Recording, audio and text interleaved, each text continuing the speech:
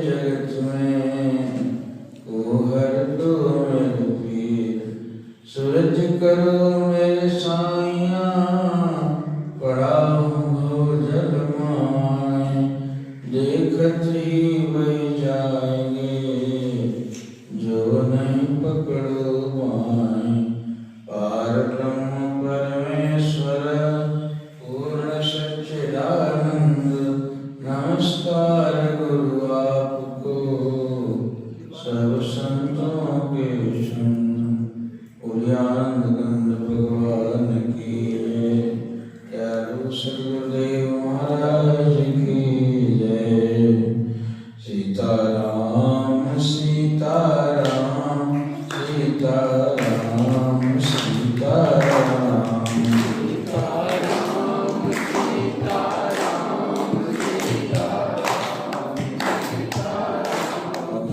सीताराम सीताराम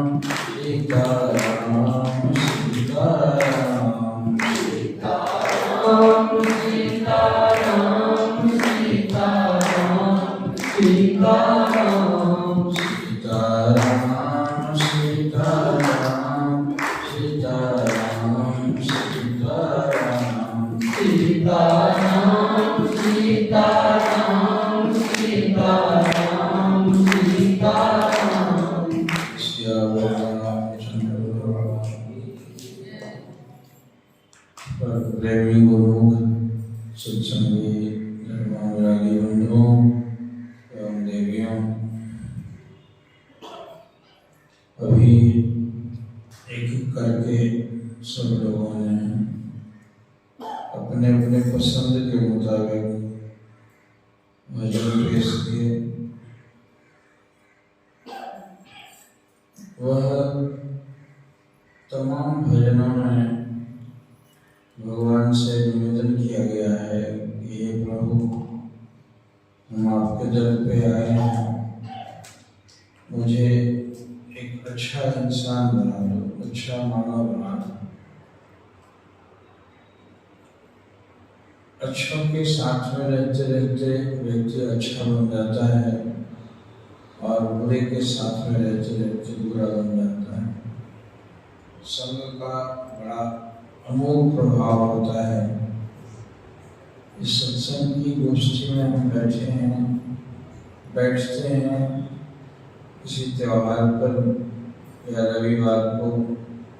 यह बैठना बड़ा प्रभावकारी है, इसी को सत्संग कहते हैं। तो जो नर्मदा जी के धार की बात कहते हैं गुरुदेव, कि नर्मदा की धारा में जो पत्थर टूट टूट कर पहाड़ों से उसमें गिरते हैं, वो पत्थर दूर तक बहते बहते एक दूसरे छोटे बड़े पत्थरों से धारा के चलते हुए टकराते हैं और टकरा टकरा कर उनकी धारें, उनका नुकीला कोर जो है वो टूट जाता है और काफी दूर जाते जाते गोल मटोल हो जाता है। फिर स्नान करने जाने वाले लोग उसी नर्मदा जी के पत्थर को शिव जी के आकार के हो जाते हैं, उनको ले जाते हैं घरों में और उसको स्थापित करके नित्य प्रति पूजा करते हैं शंकर जी मां की। नर्मदा के हर एक पत्थर को शिव जी की उपमा दी गई है, उसे किसी प्राण प्रतिष्ठा की आवश्यकता नहीं होती। नर्मदा के जल का पत्थर सब शंकर समान है। उसी तरह से कहते थे कि गुरुदेव भगवान का ये घर, ये आश्रम, ये तुम्हारे लिए नर्मदा जी है। केवल तुम्हारा इतना ही काम है कि इसमें पड़े रहो, थक्करों से टोकरों से इधर से उधर से कहीं टोकरों से धारा से अलग मत होना। इस धारा में यदि पड़े रहोगे, एक न एक दिन तुम शिव बन जाओगे और तुम्हारी पूजा होने लगेगी। नाना प्रकार के जीव आते हैं, कोई तामसी ज्यादा होता है, कोई राजसी ज्यादा होता है, कोई सात्विक ज्यादा होता है। हर आदमी की प्रकृतियां हैं जो जन्म जन्मांतर से स्वभाव उसका बना हुआ है, और वह प्रकृति आ गई इस नर्मदा जी के जल में, धार में, तो प्रकृति टूटते टूटते टूटते टूटते सात्विक बन के वो शिव की गुणवत्ता प्राप्त कर लेती है और शंकर जी ऐसे उसकी महिमा होने लगती है। हम लोगों ने 40 साल 50 साल 60 साल तक इस घर में आके देखा, अलग से कोई जप हो, कोई तप हो या कोई बहुत बड़ा अनुष्ठान नहीं किया गया। बस इस घर में पड़े रहे। बस गुरुदेव तो इतना ही कहते हैं कि तुम पड़े ही रहो केवल। जैसे नाव पे कोई आदमी बाहर जाने के लिए चढ़ जाता है और नाव पर टिकट कटा के चढ़ गया, तो उस नाव पर चढ़ के वो नाविक जो है ले जाने लगता है। और कहते थे कि देखो तट जो किनारा जो है तुम्हारा छूट चुका है, और जहाँ बाहर जो है अभी दूर है, कर्ण की नदियाँ बड़ी चौड़ी है, तुम उसमें पड़े रहना, उस पर चढ़े हुए हो तुम। लोगों के साथ जो उसमें और सवार हैं उनके साथ प्रेम भाव बरतो, यही इतना करो तुम। उनसे उलझो मत, उनसे झगड़ो मत, उनसे राग भी मत बनाओ, उनसे द्वेष भी मत बनाओ, उसमें चुपचाप पड़े रहोगे तो उस धार की किनारा जो है नजदीक होते जा रहा है। एक काम करना कि कहीं इस पर से कूदने की कोशिश मत करना। तुम कूदोगे तो तट छूट चुका है और किनारा दूर है, धारा गहरी है, नदी गहरी है, उसमें गिरोगे तो फिर सब बर्बाद हो जाएगा। तुम उसमें गिर गए तो तुम चौपट हो जाओगे, डूब जाओगे, मर जाओगे, तुम्हारा संस्कार खत्म हो जाएगा। इस तरह से तुम चढ़े रहो केवल धैर्य पूर्वक, तो किनारे पहुंच ही जाओगे। किनारा पहुंचाने वाला तुम्हें पहुंचा जाएगा और तुम्हारा मतलब ध्येय जो है उस पार जाने का पूरा हो जाएगा। उस तरह से कहते थे कि तुम लड़ते झगड़ते भी केवल इसमें पड़े रहोगे, इसमें धारा में पड़े रहोगे, तो एक नई दिन पूज्य बन जाओगे, सात्विकता आ जाएगी, तुम साधु बाबा तो कहला ही जाओगे। तुम इसमें सिर्फ पड़े रहना, और पड़े रहने का बिल्कुल साहस करके अपना धैर्य पूर्वक इसमें पड़े रहना है। ये स्कूल बनाने का है, ये संतों की पाठशाला है। इस पाठशाला में बस आए हो, पढ़े रहो। एक सामान्य रूटीन के मुताबिक जो पढ़ाया जाता है, सुबह शाम आरती पूजा करते हैं, हम सेवा करते हैं, सेवा के नाम पर जो इस गुरु घर में आते हैं उनका सत्कार करते हैं, या परस्पर जो कोई बीमार पड़ गया, कोई अस्वस्थ बन गया, कोई कुछ हो गया, उसकी सेवा परिचर्या करते हैं, एक परिवार हमारा बन गया। और ये भी कहते थे कि तुम इनसे प्यार करोगे तो इनसे मोह तो होगा नहीं तुमको, कारण कि इसकी रचना ही ऐसी की गई है कि इससे मोह नहीं होगा। इस प्रकार से एकदम बिल्कुल नीडर होके, निर्भीक होके इसमें पड़े रहो और संचित रूप से बस इसका डेली रूटीन जो है वह पूरा करते चलो। एक दिन साधु बनोगे, एक दिन बाबा जी बन जाओगे और एक अच्छे इंसान बनोगे। उस तरह से जैसे हम कहते हैं कि शराब की दुकान पर बैठा हुआ आदमी यदि आएगा बैठ के तो उसके साथ बदबू भी आ जाएगी।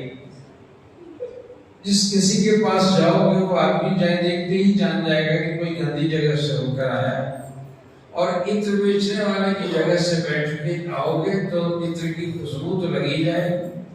इत्र खरीद लिए तब तो कहना ही क्या है, तब तो भाग है। बहुत दिनों तक सुगंधित रहोगे, सबका सुगंधित रहोगे और सबको सुगंध बांटते रहोगे। और नहीं भी करोगे जो कुछ गंधी दे नहीं तो भी वास सुवास, जो गंधी कुछ नहीं देगा तो कम से कम सुवास तो देगा ही, सुगंधी तो मिल ही जाएगी। इसीलिए ये सुगंधित जगह है। ये बड़े बड़े संतों, तपस्वियों, मनस्वियों की जगह है वे, और वे इस जगह में स्कूल खोल के बैठे हुए हैं। केवल बैठे रहो तुम और उनके अनुशासन मान के जिए चलोगे। यदि यहाँ के उसूलों के मुताबिक चलोगे तो कहने ही क्या है, दुनिया में जाओगे तो तुम्हें देखते ही लोग समझ लेंगे ये आदमी कोई अच्छी संगति से होकर आया है, ये सुमानुष है। इसलिए कहते हैं, गीत गाते हैं गुरु भगवान के कि हे प्रभु मानव से देव बनाते हो, पशु में मानवता लाते हो, मानव से देव बनाते हो और साधन ज्ञान सिखाते हो। गुरुदेव तुम्हारी जय हो गए। हे प्रभु हमारे अंदर की पशुता जो है वो तो यहाँ आके तुम्हारे पास दूर होती है और उससे तुम पहले मानव बनाते हो, मानवता आ जाती है तुम्हारे अंदर में, और फिर मानव से क्रमशः तुम देव बना देते हो और देवता जैसे पूजित करा देते हो। तो ये सत्संग की पाठशाला है। अभी सत्संग की महिमा सुने कि सत्संगम परमम तीर्थम, और महान तीर्थ है सत्संग, जहाँ संत लोग रहते हैं, महापुरुष रहते हैं, उनके संकल्प से रची हुई ये दुनिया रचा गई है, संसार रची गई है व्यवस्था हमें आत्मीयत सिखाने के लिए है, हमें देवत्व सिखाने के लिए है। हम देवत्व सीखें। देवत्व क्या है? उपकार करो, भलाई करो, सब पर दया करो, किसी की भूलों को क्षमा करो, उसकी भूलों को लेकर मत चलो, उस पर क्षमा करने की आदत डालो और उससे सहते सहते सहते तुम एक दिन तेरे अंदर में देवता का भाव आ जाएगा और तुम शुभ बन जाओगे। हम इसी स्कूल के पुजारी हैं, साधुओं की पाठशाला में हम बैठते हैं, हम सीखते हैं, सहेजते हैं, सिर्फ बैठते हैं, इसमें प्रभात मत करो। सुबह शाम आरती पूजा भी होती है, अब इतना तो पता ही ना करो कम से कम कि वैसे आध घंटे के लिए जो पूजा होती है, प्रार्थना होती है, उसमें अनुशासित होके, नियमबद्ध होके तुम बैठो, समझो, खड़े रहो, सदग्रंथों का पाठ करो, साधु संतों का सेवा करो, परोपकार करो, साथ के लोगों के साथ में सहृदयता बरतते हुए अपना जीवन यापन करो। तो यही वह बनने का घर है जहाँ बना जाता है। बिगड़ के तो हम कई जन्मों से आए हैं, इसलिए यहाँ रह के बने, देवता बने, मनुष्यत्व आवे हमारे अंदर में। हमारे अंदर में दया होनी चाहिए, सहनशीलता होना चाहिए, अच्छा गुण हमारे अंदर में आना चाहिए। वही अच्छाई सीखने के लिए हम यहाँ आए हैं और यहाँ के उसूलों को पालन करते रहोगे। केवल यहाँ पढ़े रहोगे केवल तो बस द्वार धनी के पढ़े रहो, धक्का धनी का खाए, कब धनी निवा जाए, जो दर छाड़ न जाए। इस धनी के नाम के धनी, ज्ञान के धनी, वैरागी के धनी, तपस्या के धनी, इनके घर में आके पढ़े रहो तो पढ़ते पढ़ते कभी कभी उस धनी की निगाह गिरे करेगी तुम्हारे ऊपर और कभी वो तुम्हें निवास देगा, कृपा कर देगा। और यदि दर छोड़ के नहीं जाओगे एक दिन तुम भी धनी बन जाओगे, तुम भी अच्छे इंसान बन के, परम संत बन के उभरोगे। इससे इनके उसूलों को पूरा करो, इनके दिनचर्या को केवल पूरा करते हुए चलकर अपने जीवन को कल्याण की ओर बनाओ। गुरुदेव प्रभु का आशीर्वाद, ये दरबार तुम्हें अच्छा इंसान बनाने के लिए है, इंसानियत सिखाई जाती है। इसलिए को अच्छे बनो, खूब गुणवान बनो, महान बनो, संत बनो। यही इस घर की पाठशाला है। सद्गुरु दयालु सद्गुरुदेव भगवान की। ओम नमो संताय सहस्रमूर्तये सहस्रपादाय श्रीगुरुवाय सहस्रनामे पुरुषाय शाश्वते सहस्रकोटि उन्मादने नमः। ओम नमो सद्गुरु सच्चिदानंद रूप, नमो सद्गुरु ज्ञानदाताय, नमो सद्गुरु सत्स्वरूपं विकासं, नमो सद्गुरु भानुवत्सुप्रकाशं, नमो सद्गुरु बुद्धि विद्या प्रदाता, नमो सद्गुरु सृष्टिकर्ता विधाता, नमो सद्गुरु वेद ब्रह्मा स्वरूप,